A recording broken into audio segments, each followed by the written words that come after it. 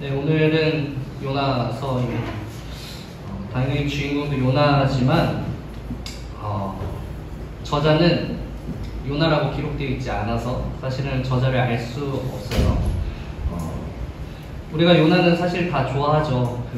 마치 동화책을 읽는 듯한 그런 느낌이 재밌잖아요. 그냥 봐도 재미있잖아요. 그래서 교육부서, 그러니까 뭐 아동부라든지 학생부에서도 꼭 한 번씩은 다루면서 넘어가는 아주 재미있는 책입니다. 자, 이 요나, 이 저자와 뭐 저작 시기에 대해서는 나와 있지 않지만 이 요나라는 인물의 활동 시기는 의외로 쉽게 찾을 수가 있어요.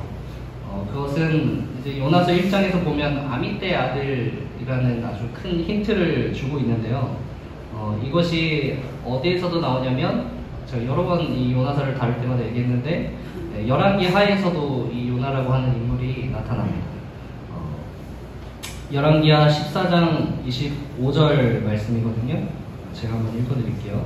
이스라엘의 하나님 여호와께서 그의 종 가드헤멜 아미떼의 아들 선지자 요나를 통하여 하신 말씀과 같이 여로보암이 이스라엘 영토를 회복하되 하맛 어귀에서부터 아라바 바다까지 하였으니, 그러니까 동일하게 아미떼의 아들 선지자 요나라고 이렇게 얘기를 해주고 있는 거예요. 자, 지금 어느 시대라는 것을 알 수 있었죠? 여로보암 시대예요. 근데 여기서 여로보암은 당연히 여로보암 1세가 아니라 여로보암 2세입니다. 여로보암 2세를 의미해요. 그래서 지금 우리가 소선지서를 했는데 여로보암 2세 때 활동했던 선지자가 요나가 세 번째거든요. 혹시 기억하십니까? 첫 번째, 두 번째 누가 있었죠? 호세아랑 붙어가는 인물, 아모스. 이렇게 해서 호세, 아모스, 요나가 다 이 여로보암 2세 때 활동하던 인물입니다. 자, 계속해서 요나의 예언을 보면 이스라엘 영토가 하맛 어귀에서 아라바 바다까지 회복될 것이라는 요나의 예언이 이루어졌다, 이렇게 얘기를 하고 있어요. 하맛은 아람의 수도, 그러니까 다메섹, 우리 신약에서 나오는 다메섹, 북쪽이죠. 다메섹보다 한참 위에 있는 아수르의 영토고요. 하맛 어귀까지 회복됐다는 것은 어떤 의미냐면, 쉽게 말해서 이스라엘 영토가 우리나라로 치면 이제 광개토 대왕 때처럼 뭔가 되게 넓어졌다, 진짜 다 가질 만큼 이제 다 정복했다, 뭐 이런 뜻이에요. 아라바 바다는 사해고요. 즉 이제 남북으로 이스라엘 영토가 지금 솔로몬이 이스라엘을 다스리던 그러한 영토로 회복되었다라는 것을 이제 뜻하게 되는 거죠.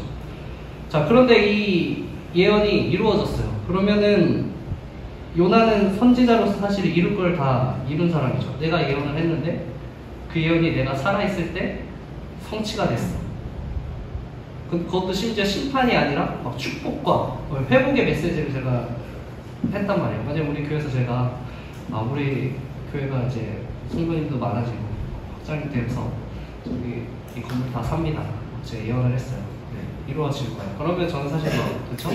여러분도 하실 거 전도사님 하실 거 다 하셨네. 이제 하셔도 되겠다. 뭐 이런 말 나오지 않겠어요? 네.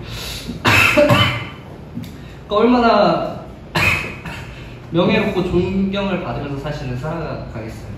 자, 그런데 이런 요나에게 갑자기 하나님이 말씀하시는 거죠. 요나야, 니느웨로 가라, 이렇게 얘기를 하시는 거예요.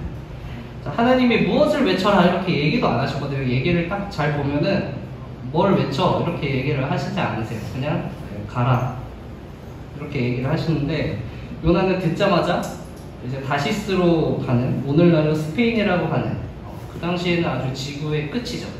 사람이 가장 갈 수 있는 가장 먼 곳, 그곳으로 향하는 지금 배편에 오르게 되는 거예요.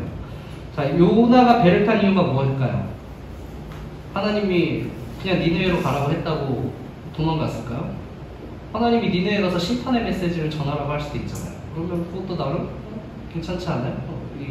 그런데 도망간 이유는 이제 요나서 뒷장에 나옵니다. 4장 2절에 나오는데, 세 번역으로 제가 읽어드릴게요. 4장 2절인데, 주님, 내가 고국에 있을 때 이렇게 될 것이라고 이미 말씀드리지 않았습니까?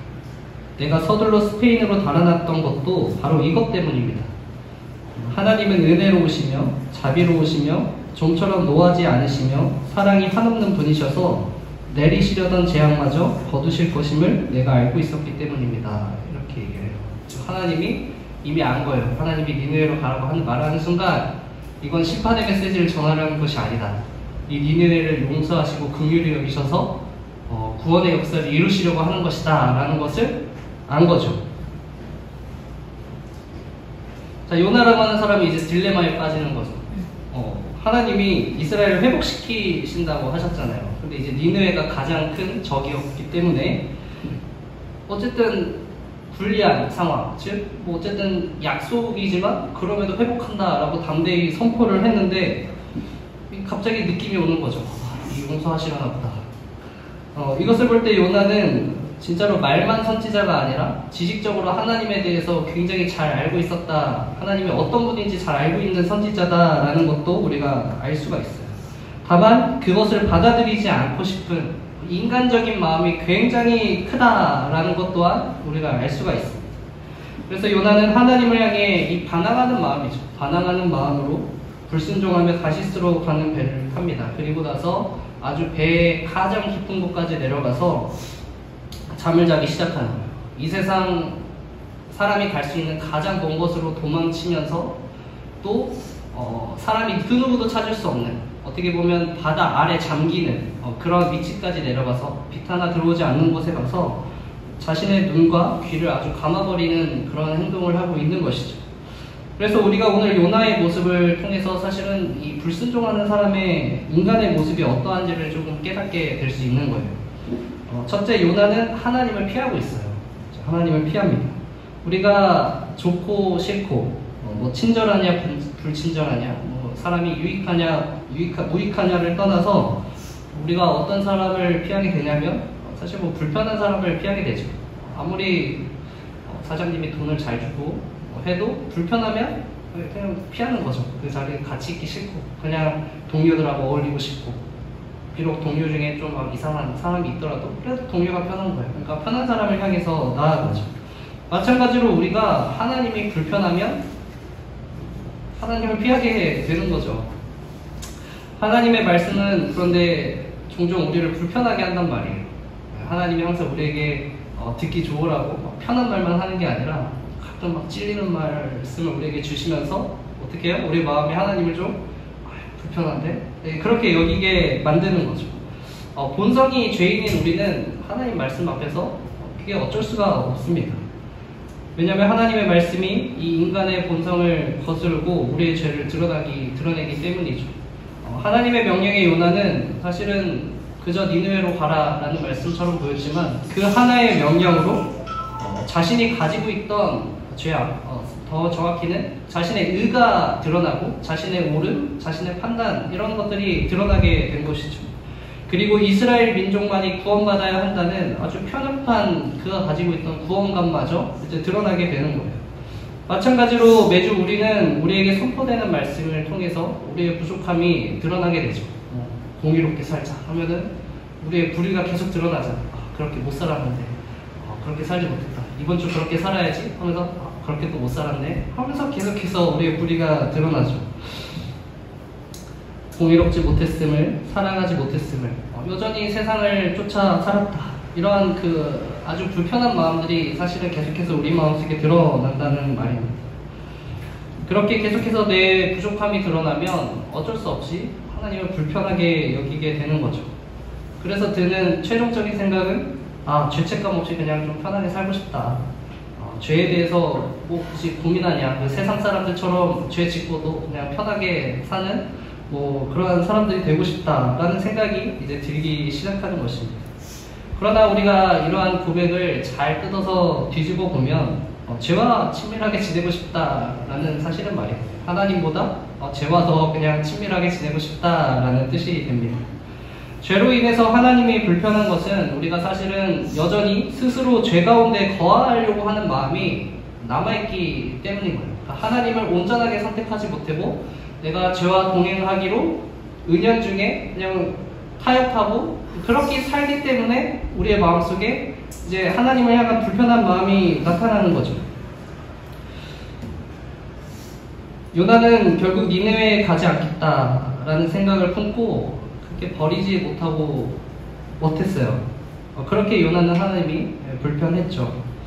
여러분, 온전히 하나님 편에 서시기를 바랍니다. 만약 우리가 타협하지 않고 죄를 미워하고 선한 싸움을 그치지 않는다면 하나님이 결코 불편해지지 않아요. 오히려 하나님과 어떻게 되겠어요? 사실은 더 친밀해지는 거죠. 내가 때로 실수하지만 그래도 나는 하나님 편이고 나는 잠깐 넘어졌기 때문에 오히려 그 죄악으로 말미암아 내 하나님의 은혜가 더욱 드러나게 되는 거예요.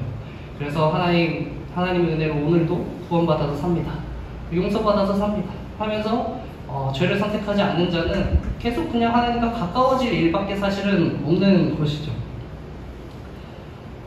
하나님이 내 죄를 꼭 집어 깨우쳐 주시지만 오히려 그 일로 인해서 계기가 되어서 하나님과 더 친밀하고 죄와 살아가지 않기로 그렇게 다짐하며 회개하며 살아가는 그러한 삶이 되는 것입니다.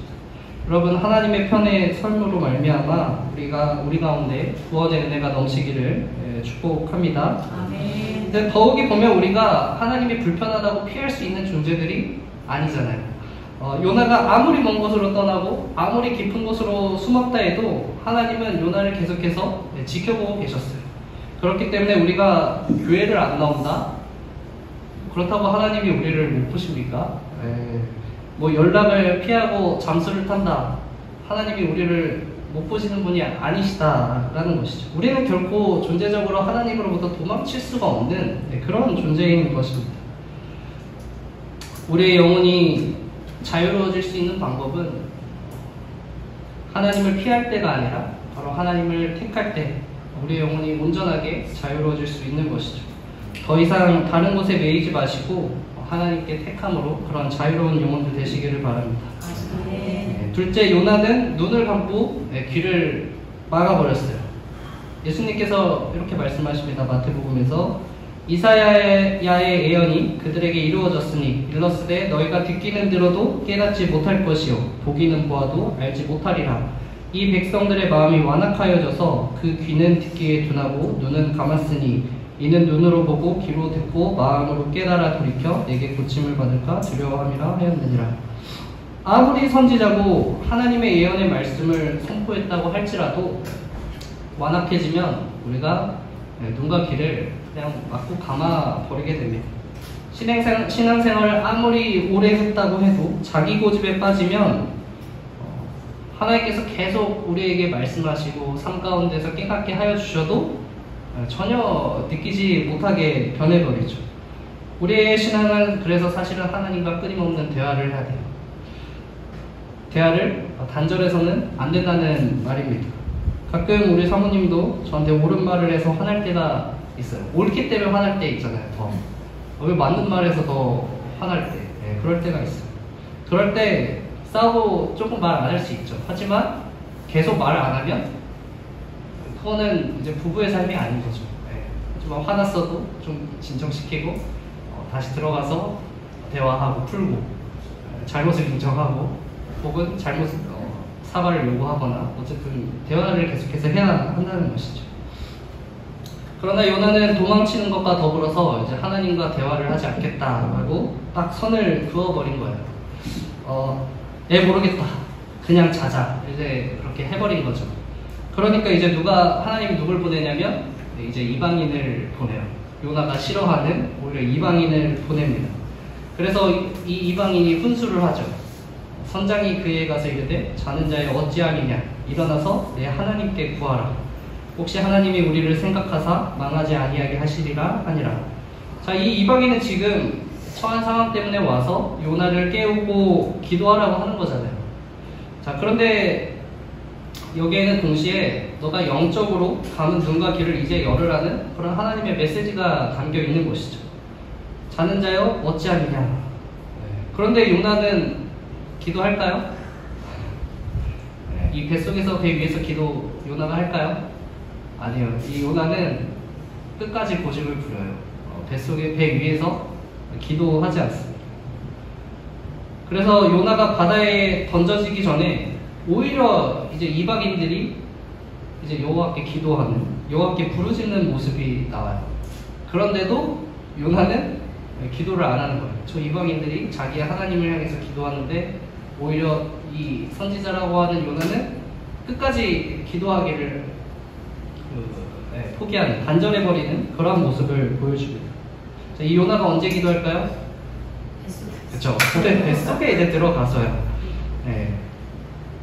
자기가 숨었던 배보다도 더 칠흑 같은 어둠, 더 하나님이 정말 찾을 수 없다라고 생각하는 그것까지 하나님의 인도함을 받고 들어가서야 이제 기도합니다. 끝을 봐야 사람들은 완악함이 풀리는 것 같아요. 그 모세의 그 출애굽을 보면 바로왕도 그랬죠. 계속해서 하나님이 기적을 하나하나 하지만 그냥 무시하고 완악하게 고집을 부리다가 결국 10번째 장자의 재앙에 돼서야 마음을 조금 풀고 순종하는 모습을 보여주죠. 이 요나도 마찬가지로 죽음의 끝자락까지 가서야 순종하고 드디어 하나님께 마음을 열고 기도하는 모습을 보여줍니다. 물론 우리가 우리의 삶에서 끝장을 보고 하나님의 뜻에 순종하는 것이 평생토록 불순종하는 것보다 복됩니다. 하지만 여러분들 가운데는 지혜가 있어서 그러한 인생의 어떤 최악의 경험을 맞닥뜨리기 전에 여러분들의 눈과 귀를 열고 하나님과 대화하며 더 기뻐하시고 더 하나님께서 원하시는 길로 일찍 나아가기를 축복합니다. 네, 그러려면 결국은 매일 기도하는 게 답이에요. 여러분, 왜 우리의 신앙에 있어서 기도하라고 할까? 이런 일이 당하지 않도록 내 뜻대로 내 요구만 간철하면서 어떤 삶의 끝자락에 도달하지 않도록 그렇게 하나님의 뜻을 구하는 기도로 다시 한번 하나님과 대화하시기를 바랍니다. 네, 셋째로 요나는 생각하기를 멈췄어요. 그는 앞서 말했듯이 총명했단 말이에요. 하나님이 나를 왜 니느웨로 보내려고 하는구나까지 결과를 딱 듣자마자 도출할 정도로 굉장히 총명했습니다. 그럼 그는 자신이 잘못된 길로 가고 있다는 것도 사실은 알고 있었겠죠. 나 지금 괜찮은 걸까? 어쩌면 자신이 결국 하나님께 순종하게 될 거야 라는 생각도 가지고 있었을지 몰라요.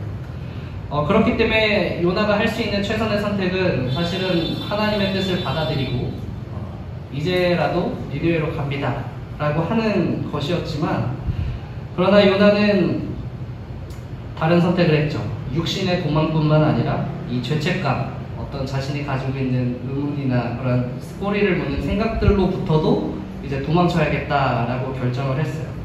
그러기 위해서는 어떤 생각하는 것조차도 멈췄어야 했죠. 그래서 자버리자. 그러면 그 자는 순간만큼은 평온해지잖아 하면서 잠을 잔 거죠. 여러분, 우리 마음속에 갑자기 기도하자라는 생각이 떠오를 수가 있죠? 없나요? 그럴 때가 있어요.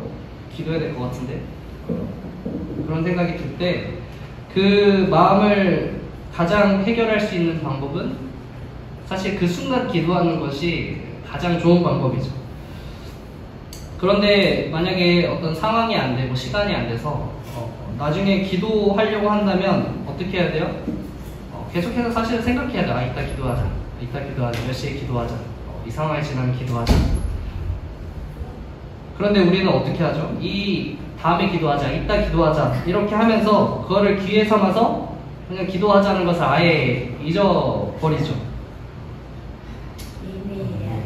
더 나아가서 우리는 이 동일한 방법으로 삶 가운데 말씀을 붙잡고 살지 않는다라고 하는 것입니다.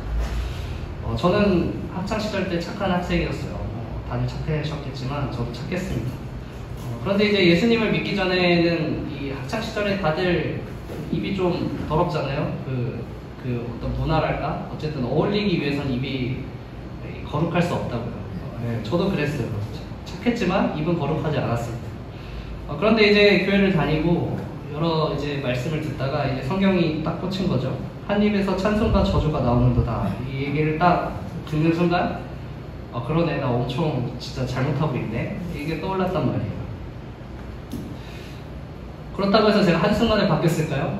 이 말씀을 듣자마자 막 천지개벽해가지고 다음날부터 일절 나쁜 말 안 하고 살았을까요? 아니란 말이에요. 이게 계속해서 이 습관이라는 것이 얼마나 무서운지, 그리고 그 속한 단체의 분위기, 환경 이런 것에 저항한다는 것이 사실은 얼마나 어려운지 그냥 방심하고 있으면 동일하게 살아가게 되는 거예요. 계속해서. 하지만 포기하지 않고 한 달, 두 달 그치, 한 입술 내 입술을 찬양하는 입술이다.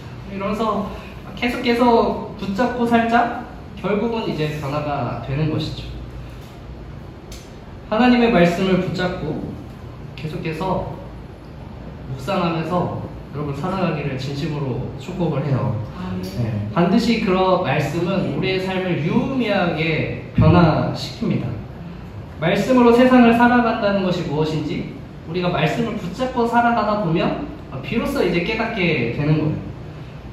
말씀을 듣고 흘려보내는 신앙이 요즘 많아요. 사실은 그쵸. 방심하면 흘려보내는 거예요. 사실은 이렇게 오늘 말씀을 듣지만 삶으로 나아가서 주일 설교 말씀 뭐였지? 메시지가 뭐였지? 그래도 기억했던 어떤 나에게 주는 한 구절, 한 문장, 네, 그냥 날아간 거. 정작 제가 지난주에 제가 어떤 말씀이 여러분 삶에 적용을 했습니까? 물어보면 대답하기 어려우시잖아요. 근데 어려우실 분이 더 많단 말이죠. 왜? 실제로 그렇게 못 살았다라고 또 고백하게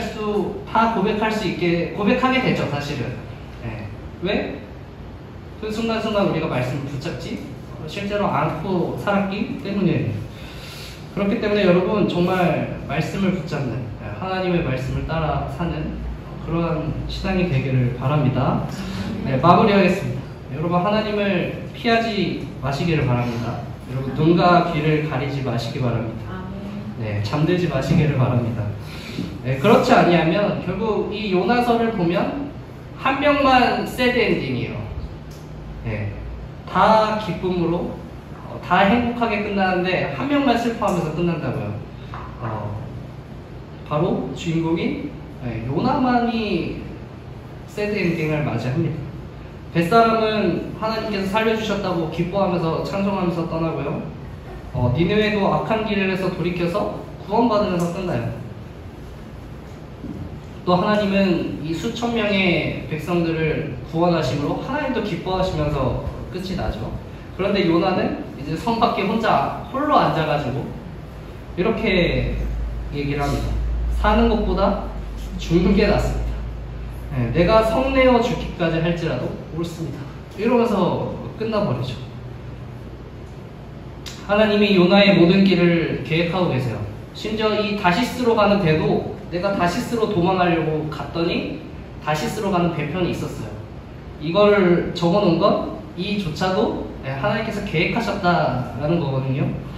결국 이 요나의 삶은 지금 이 니느웨에 이르러서 선포하는 그 순간까지 자신의 받은 그 니느웨를 바라보는 그 모든 순간까지 하나님께서 인도하고 계셨지만 정작 자기만은 감사하지 못하고 기뻐하지 못하고 은혜를 고백하지 못해요. 그러면서 다른 이들의 감사는 보고 기뻐하는 모습도 보고 은혜 받는 것도 보면서 오히려 혼자서 불행의 구렁텅이로 들어가죠. 그렇기 때문에 여러분 앞서 말씀드린 대로 하나님을 꼭 선택하시고요, 기도하시고요, 또 말씀을 붙잡아 사시기를 바랍니다. 네, 우리는 이 요나를 교훈 삼아서 이번 한 주 우리의 삶 가운데 감사와 기쁨과 은혜를 충만히 누리는 삶이 될 줄을 믿습니다. 네, 기도하겠습니다.